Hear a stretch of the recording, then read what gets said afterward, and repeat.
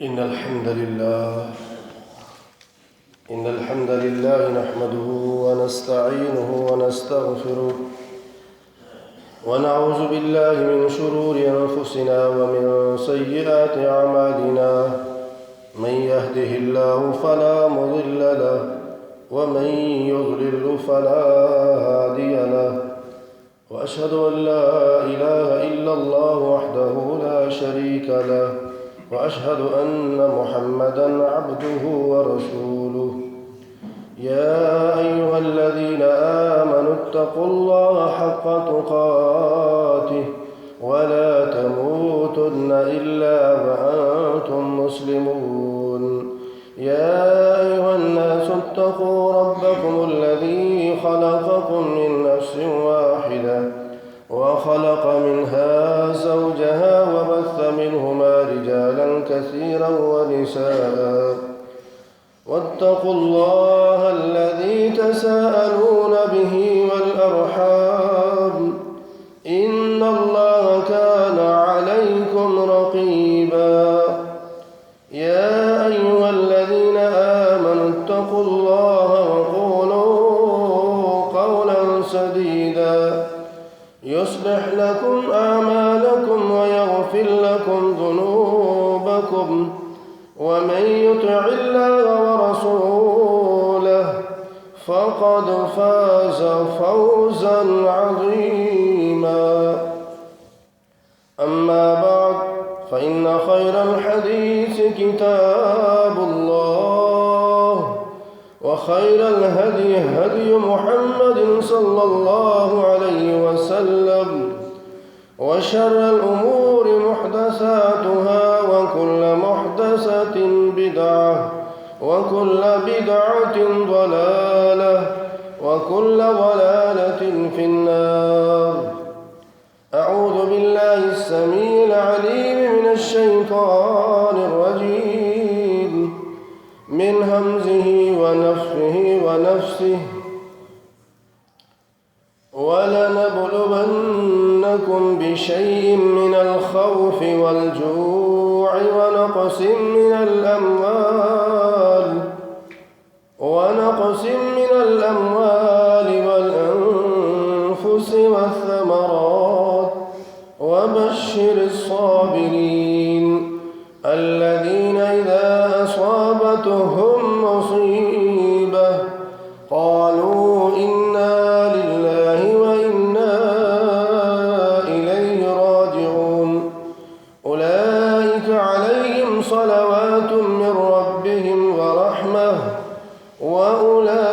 وأولئك هم المهتدون قال الله تبارك وتعالى في مقام آخر وننزل من القرآن ما هو شفاء ورحمة للمؤمنين عن أبي هريرة رضي الله عنه قال قال رسول الله صلى الله عليه وسلم ما أنزل الله داء إلا أنزل الله له شفاء أو كما قال النبي صلى الله عليه وسلم رب أوزعني أن أشكر نعمتك التي أنعمت علي وعلى والدي وأن أعمل صالحا ترضاه وأصلح لي في ذريتي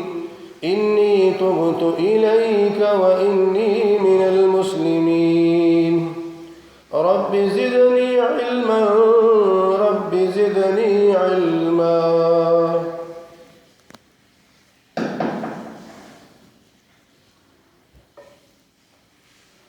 اور ضرور ہم آزمائیں گے تمہیں خوف دلا کر بھوک سے مال کم کر کے جانیں کم کر کے پھل کم کر کے اور اللہ کے رسول صبر کرنے والوں کو خوشخبری سنا دیجئے وہ لوگ جب انہیں کوئی مصیبت اور پریشانی پہنچتی ہے تو وہ یہ بات کہتے ہیں یقیناً ہم اللہ کے لیے ہیں، یعنی اللہ کی ملکیت ہیں، اور ہم اسی کی طرف لوٹ کر جانے والے ہیں، اور یہی لوگ ان پر اللہ کی رحمتیں برستی ہیں ان کے رب کی طرف سے اور رحمت، اور یہی لوگ ہدایت پانے والے ہیں۔ اور ہم نے قرآن مجید نازل کیا ہے، اس میں ایمان والوں کے لیے شفا بھی ہے اور رحمت بھی ہے۔ سیدنا ابو ہریرہ رضی اللہ عنہ بیان کرتے ہیں کہ رسول اللہ صلی اللہ علیہ وسلم نے فرمایا، اللہ رب العالمین نے کوئی بیماری نازل نہیں کی مگر ساتھ ہی اللہ نے اس کے لیے اس کی دوا بھی نازل کی ہے۔ تمام قسم کی حمد و ثنا اللہ احکم الحاکمین کے لیے، جو ہر چیز کا خالق ہے، ہر چیز کا مالک۔ زمین اور آسمان کا خالق بھی وہی ہے، جن و انسان کا خالق بھی وہی ہے، صحت اور تندرستی کا خالق بھی وہی ہے، بیماری اور کمزوری کا خالق بھی وہی ہے، خوشی اور غمی کے اسباب پیدا کرنے والا بھی وہی ہے، اور اس دنیا کے اندر حالات کو تبدیل کرنے والا بھی وہی ہے۔ سارا جہان اس کے کنٹرول اور اس کے قبضہ قدرت میں۔ اور اللہ رب العالمین اپنے اہل ایمان کی اپنے اوپر یقین رکھنے والوں کی مختلف انداز میں ان کا ٹیسٹ لیتے رہتے ہیں۔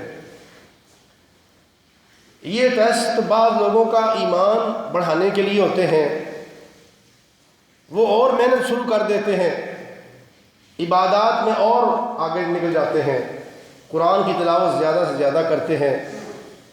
یہ ٹیسٹ ان کے لیے بڑا ہی مفید ثابت ہوتا ہے کہ یہ جو ٹیسٹ میرے اوپر آیا ہے، اس سے پچھلے ٹیسٹ میں میرے نمبر کم تھے، اور آئندہ پورے ہوش کے ساتھ، پورے جوش کے ساتھ، پورے جذبے و ولولے کے ساتھ وہ اپنے نصاب تعلیم میں غور و فکر کرتا ہے کہ جو نصاب مجھے ملا اس میں سے کیا میں نے حاصل کیا۔ تو وہ آدمی پوری محنت کے ساتھ، پوری تپ و دور، کاوش کوشش کے ساتھ پچھلے سالوں میں جو غلطیاں اس نے کی ہوئی ہوتی ہیں ان پہ غور و فکر کرتا ہے، ان سستیوں اور کوتاہیوں اور کمیوں کو دور کرنے کی کوشش کرتا ہے۔ تو یہ آدمی جس کا ٹیسٹ ہو گیا اور اس انداز میں وہ اپنے ٹیسٹ کو دیتا ہے، یہ تو بڑا ہی کامیاب آدمی ہے۔ لیکن وہ آدمی جو پچھلے سال بھی فیل تھا اور اس سال بھی فیل ہے، اگلے سال بھی فیل ہوگا، اور اس نے اپنی روش نہیں بدلی، اپنا طریقہ کار نہیں بدلا، اپنا طریقہ انداز نہیں بدلا، اپنا لائف سٹائل چینج نہیں کیا، جس طرح سے وہ چلتا رہا ہے، چل رہا ہے اور چلتا رہے گا، کوئی اس نے اپنا شیڈول نہیں بنایا، تو یقیناً یہ وہ لوگ ہیں جو ناکام اور نامراد ہو جاتے ہیں۔ تو اللہ رب العالمین فرماتے ہیں کہ میں اپنے بندوں کا ٹیسٹ لیتا رہتا ہوں، آزمائش کرتا رہتا ہوں، جو اس آزمائش سے فائدہ اٹھا جاتا ہے، میرے قریب آ جاتا ہے، سنت کو گلے لگا لیتا ہے، میری وحدانیت کو، میری خالقیت کو، میری الوہیت اور ربوبیت کو سمجھنے کی کوشش کرتا ہے اور میرے ساتھ اپنا تعلق زیادہ سے زیادہ مضبوط کرتا ہے، اس بندے کے لیے یہ پریشانی، یہ دکھ اور یہ غم اس کے لیے جنت کا سامان بن جاتے ہیں۔ لیکن وہ لوگ جو اس سے فائدہ اٹھا نہیں سکتے، اللہ کی رحمت بھی ان پہ نازل نہیں ہوتی اور اللہ کی طرف سے ان پہ سلام اور سلامتی بھی نازل نہیں ہوتی، کیونکہ اس معاملے کے اندر سب سے زیادہ ضرورت کس بات کی ہے؟ وہ ہے صبر کی۔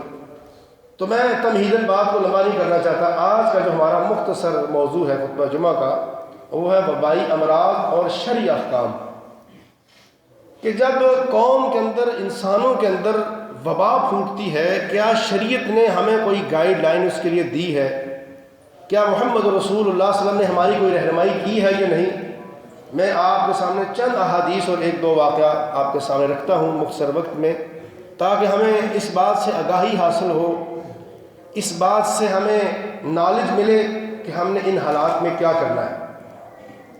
سب سے پہلی بات جو آیت میں نے آپ کے سامنے پڑھی، اس کا خلاصہ بھی آپ کو گوش گزار کر دیا کہ اللہ اپنے بندوں کا ٹیسٹ لیتے ہیں۔ دوسری بات، وَنُنَزِّلُ مِنَ الْقُرْآنِ مَا هُوَ شِفَاءٌ وَرَحْمَةٌ، اللہ فرماتے ہیں یہ قرآن ہم نے نازل کس لیے کیا ہے؟ یہ ہم نے تمہارے لیے شفا بنا کے نازل کیا ہے۔ صرف شفا نہیں، فرمایا یہ رحمت اور مہربانی تمہارے پر اللہ نے نازل کی ہے۔ جہاں کہیں تمہیں ضرورت پڑے اس قرآن سے رہنمائی لو، وہ تمہاری رحمت ہی رحمت ہے۔ اور سیدنا ابو ہریرہ کی حدیث جو صحیح بخاری میں ہے کتاب الطب میں فرمایا ما انزل اللہ داء، اللہ نے کوئی ایسی بیماری نازل نہیں کی الا انزل اللہ لہ شفاء، اللہ نے اس بیماری کے لیے شفا بھی ساتھ نازل کی۔ اب وہ جو شفا ہے اس کے دو طریقے حاصل کرنے کے، کچھ مادی طریقے ہیں، کچھ روحانی طریقے ہیں، یعنی کچھ دعائیں پڑھ کر جو رسول اللہ صلی اللہ علیہ وسلم نے دعائیں سکھائی ہیں، ذکر سکھایا ہے، اذکار وظیفے سکھائے ہیں، ایک تو یہ طریقہ ہے، اور دوسرا طریقہ یہ ہے کہ مادی طریقے کے ساتھ اس کا علاج کیا جائے، جس طرح ہم اس کے لیے اللہ نے جڑی بوٹیاں پیدا کی ہیں، بے شمار آپ پنساری کی دکان پہ جائیں آپ کو رنگ برنگی جڑی بوٹیاں ملیں گی، یہ کھانسی کے لیے ہے، یہ بخار کے لیے ہے، یہ فلاں بیماری کی دعا ہے، یہ فلاں بیماری کی دعا ہے۔ جس طرح دوا ہے اس طرح دعا ہے، جس طرح دعا ہے اس طرح دوا ہے، دونوں منظر آپ کے سامنے ہیں، اللہ کے پیارے نبی علیہ السلام نے بیان کر دیے اور اللہ نے قرآن میں نازل کر دیے۔ اصل بات صرف یقین کی ہے، جب بندہ یقین کر لیتا ہے کہ اللہ کے پیارے پیغمبر نے فرمایا کہ اس کے اندر شفا ہے، شہد کے اندر شفا ہے، اور اللہ کے پیارے پیغمبر نے قرآن کے اندر شفا ہے، قرآن میں اللہ نے خود فرما دیا۔ اب جب ہمارا اس بات پہ یہ یقین ہو جائے گا تو پھر انشاءاللہ یقین محکم جب ہو جائے گا، پختہ یقین، پھر اس کے اثرات بندے کو ملتے ہیں۔ کیوں؟ جب تک بندے کو یقین نہ ہو کہ میں نے فلاں جگہ پہ جانا ہے، مجھے فلاں فائدہ ملے گا، وہ کبھی بھی نہیں جاتا۔ جب اسے کچھ بھی یقین ہوتا ہے نا، کچھ بھی یقین ہوتا ہے وہ چل پڑتا ہے، اور اس بندے کو بالکل ہی یقین نہیں ہوتا وہ چلتا ہی نہیں، وہ چھوڑو یار دیکھا ہوا مجھے پتہ ہے وہاں کیا کچھ بھی نہیں ہونا، نقصان ہی ہونا ہے۔ کچھ بھی ذرا سے بھی بندے کو امید ہونا کہ فلاں جگہ سے مجھے فائدہ ملے گا، چل پڑتا۔ اس لیے میرے بھائیوں سب سے پہلی بات تو قرآن حدیث وظائف اور دعا سے یہ ہے، یہ بھی شفا کا ایک سبب ہے۔ جیسے ڈاکٹر سے دعا لیتے ہیں، ڈاکٹر کے پاس شفا نہیں ہے، بعض لوگ پتہ کیا کہتے ہیں، فلاں حکیم کے ہاتھ میں اللہ نے بڑی شفا رکھی ہے۔ تیرے پاس کون سی گارنٹی ہے بھائی؟ تیرے پاس آسمان سے کوئی وحی آئی ہے کہ فلاں حکیم کے ہاتھ میں شفا ہے؟ وہ جی فلاں ڈاکٹر کے پاس اللہ نے بڑی شفا رکھی ہے۔ ہاں یہ کہہ سکتے ہیں یار اس کی تشخیص بڑی اچھی ہے، اس کا تجربہ بڑا کمال کا ہے۔ یہ نہ کہو کہ اس کے ہاتھ میں شفا ہے، یہ شرک ہے۔ شفا اللہ کے ہاتھ میں ہے، شفا اللہ دیتا ہے، سبب بھی ہو مسبب بھی ہو، دونوں چیزیں موجود ہو، اللہ نہ چاہے تو کچھ بھی نہیں ہو سکتا۔ بیوی بھی موجود ہے، خاوند بھی صحت مند ہے، اولاد نہیں ہوتی، سبب بھی ہے مسبب بھی ہے، دونوں ہیں۔ اللہ نہیں چاہتا ہے نہیں، اگر چاہتا اللہ چاہتا ہے تو وہ کمزور لوگوں کی اولادیں اللہ دے دیتے ہیں۔ اس لیے میرے محترم بھائیو ہم نے اس بات کو ذہن نشین کرنا ہے کہ اللہ رب العالمین کی ذات مقدسہ جو ہے اس نے قرآن کو شفا بنا کے نازل کیا۔ ہم جب بھی قرآن کو پڑھیں شفا کی نیت سے پڑھیں، جب بھی قرآن کو پڑھیں عمل کی نیت سے پڑھیں، پھر دیکھیں شفا ملتی ہے کریں۔ سورہ الفاتحہ پڑھنے سے 7 بار اگر سانپ کا زہر ختم ہو سکتا ہے تو کرونا وائرس کیا چیز ہے؟ پورے یقین کے ساتھ صحابی ابو سعید خدری رضی اللہ تعالیٰ نے 7 بار سورہ الفاتحہ پڑھ کے اس سردار کو پھونک ماری۔ سردار بھی وہ جو کافر تھا، اس کے دل میں ایمان کی رتی کے برابر ایمان کا ذرہ بھی موجود نہیں تھا، کافر انسان ہے، اللہ کا قرآن اس میں بھی اثر کر رہا ہے۔ اور میرے بھائیو ہم تو ایمان والے ہیں، ہم تو کلمہ پڑھنے والے ہیں، ہم تو رسول اللہ کے متبع ہیں، ہم تو صحابہ کرام کی سیرت کے دعوے دار ہیں، ہم تو جنت کے راہی ہیں، ہم تو اللہ کی جنت کے مہمان بننے کے دعوے کرنے والے ہیں۔ قرآن ہمارے پاس ہے، اگر ایک مشرک پہ قرآن اثر کر سکتا ہے، کافر پہ قرآن اثر کر سکتا ہے، کہ ہمارے پر اثر نہیں کرتا؟ کرے گا کب؟ جب یقین ہوگا۔ لا ریب فی، اس کی تاثیر میں کوئی شک نہیں، اس کے فائدے میں کوئی شک نہیں، اس کی شفا میں کوئی شک نہیں، اس سے فائدہ اٹھانے میں کوئی شک نہیں، لیکن ملے گا کس کو؟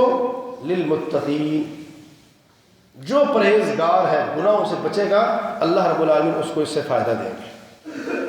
جو گناہ سے نہیں بچتا اس کو اس کا فائدہ نہیں ہوگا، ایمان لانے کے بعد گناہ کرتا ہے۔ تو میرے محترم بھائیوں وبائی امراض اور اس کے شرعی احکام، اس پہ چند گزارشات آپ کو گوش گزار کرنا چاہتا ہوں۔ تو سیدنا ابو ہریرہ کی حدیث آپ نے سنی، اللہ نے کوئی بیماری آسمان سے نازل نہیں کی مگر اس کی ساتھ دوا بھی نازل کی ہے۔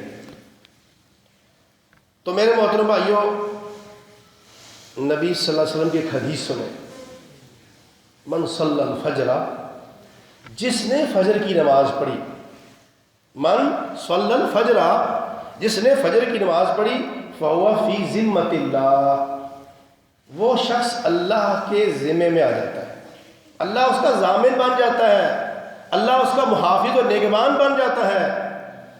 تو میرے بھائیوں، جس کا اللہ حافظ اور نگہبان ہو، اللہ محافظ ہو، اس کو کوئی بیماری لگ سکتی ہے؟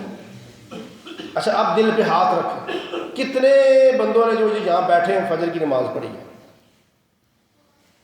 اس کا مطلب یہ ہے کہ ہم اللہ کے ذمے اور ضمانت میں نہیں آنا چاہتے، پھر بیماری اٹیک تو کرے۔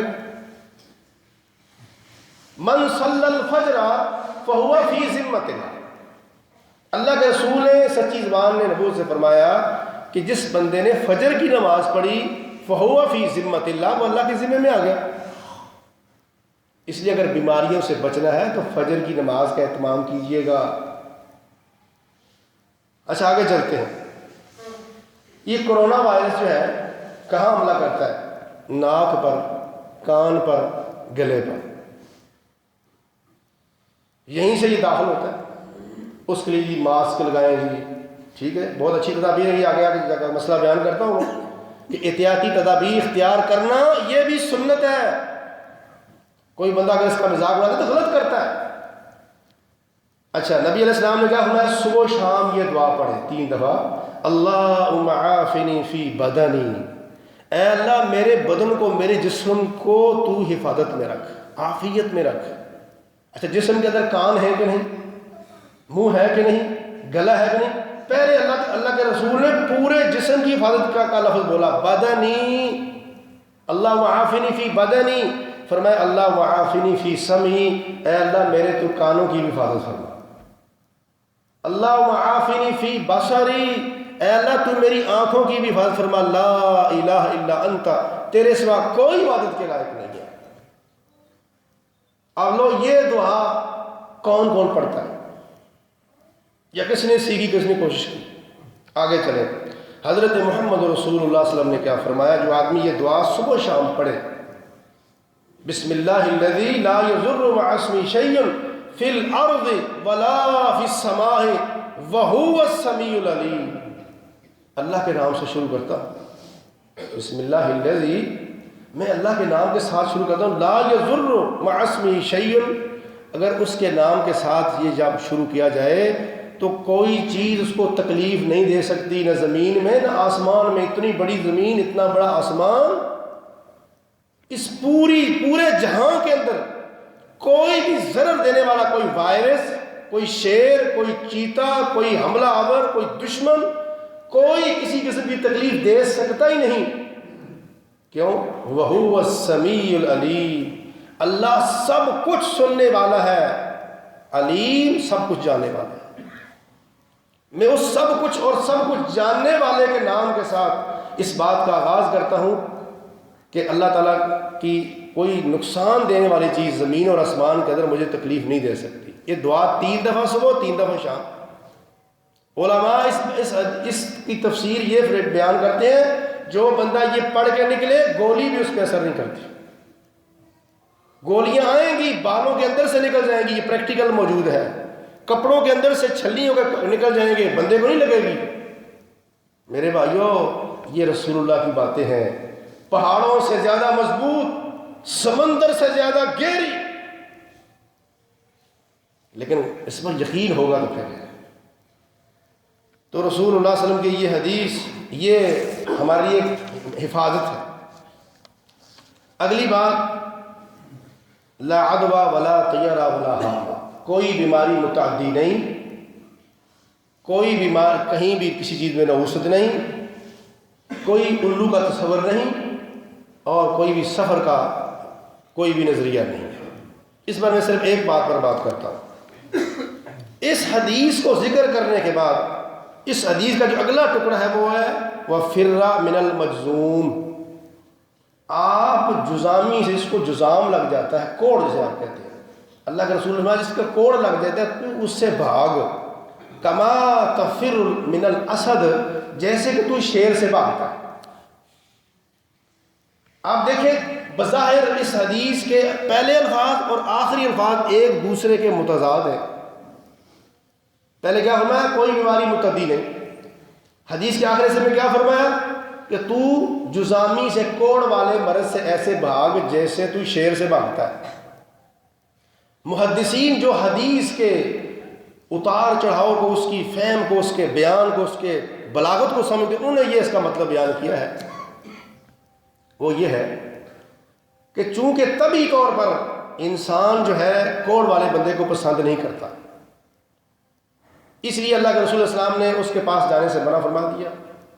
اور ایک بات یہ ہے کہ آدمی کے اندر توام پرستی پیدا نہ ہو کہ میں اس کے پاس جا کر بیٹھا تھا نا، اس وجہ سے مجھے بیماری لگ گئی۔ اصل میں توام پرستی کو اللہ کے رسول السلام نے عقیدے سے نکالنے کے لیے یہ فرمایا کہ تو اس سے احتیاطی تدابیر اختیار کر، اور احتیاطی تدابیر اختیار کرنا سنت ہے۔ یہ آگے جا کے ایک اور واقعہ میں آپ کے ذہن نشین کروں گا، آپ کو اس بات کی سمجھ آئے گی۔ تو اس لیے میرے محترم بھائیوں، ہاں اس سے عام لوگوں جو عوام الناس ہے نا، یہ ان کو اس چیز سے بچنے کی تلقین کی گئی ہے۔ جو خواص ہیں، خواص کو اس چیز سے اللہ کے رسول نے منع نہیں کیا۔ کیوں؟ کہ اللہ کے رسول علیہ السلام سے خود ثابت ہے کہ آپ نے ایک جزامی کے ساتھ، کوڑ والے کے ساتھ کھانا کھایا۔ سمجھ آئیے؟ اللہ کے رسول السلام نے صرف لوگوں کو توہم پرستی سے روکنے کے لیے یہ حدیث کا آخری ٹکڑا بیان کیا ہے۔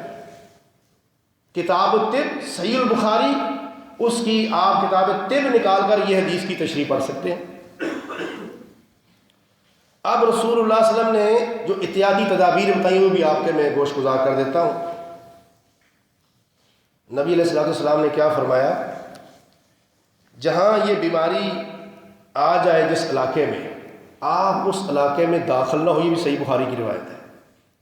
اور آپ جہاں جس علاقے میں موجود ہوں وہاں اگر بیماری آ جاتی ہے، فلا تخرجوا منها فرارا، تو وہاں سے موت کے ڈر سے نہ بھاگو۔ نبی صلی اللہ علیہ وسلم کے بارے میں قرآن کا کہتا ہے وَمَا أَرْسَلْنَاكَ إِلَّا رَحْمَةً لِلْعَالَمِينَ، اللہ نے آپ کو سارے جہانوں کے لیے رحمت بنا کے بھیجا ہے۔ تو پھر اللہ کے رسول علیہ السلام نے یہ کیوں نہیں کہا کہ جہاں پر وبا آ گئی ہے بھی سارے وہاں سے بھاگ جاؤ، سوائے ان کے جن کو لگی وہاں چھوڑ دو؟ آپ کا ان کو وہاں روکنا یہ اس بات کی دلیل ہے کہ لا عدویٰ، کوئی بیماری متعدی نہیں ہے، اپنے آپ کسی کو نہیں لگتی۔ ہاں کب لگتی ہے؟ جب اللہ کا حکم ہوتا ہے، وگرنہ اللہ کے رسول السلام تو ساری جہانوں کے لیے رحمت ہے۔ آپ فرماتے ہیں بھائی ٹھیک ہے اس علاقے میں وبا آ گئی ہے، طاعون کا مرض پھیل گیا ہے، لہٰذا آپ ایسا کریں جن کو نہیں لگی وہ وہاں سے بھاگ جائیں، اور جن کو لگی ہے وہ وہاں تڑپ تڑپ کے مر جائیں۔ ایسے کہا آپ نے؟ نہیں کہا، فرمایا جن کو نہیں لگی وہ ادھر نہ جائیں، اور جس علاقے میں آ گئی ہے وہ وہیں رہیں۔ اچھا یہ کیا ہے؟ یہ جس طرح شیر سے بھاگنے کے لیے کہا نا، یہ وہ احتیاطی تدبیر ہے، اور احتیاطی تدبیر اختیار کرنا یہ بھی سنت ہے۔ اور ابن ماجہ اور بہقی کی حدیث میں ہے کہ یہ طاعون کی بیماری کس علاقے میں پھوٹتی ہے، بڑی خطرناک اور مہلک قسم کی بیماری تھی، جس طرح آج یہ وائرل ہوئی ہے یہ کرونا۔ فرمایا ابن ماجہ اور بہقی کی حدیث ہے ایسی وبائیں ان علاقوں میں پھوٹتی ہوں جہاں بدکاری عام ہو جاتی ہے۔ یہ ابن ماجہ اور بہقی کی حدیث ہے۔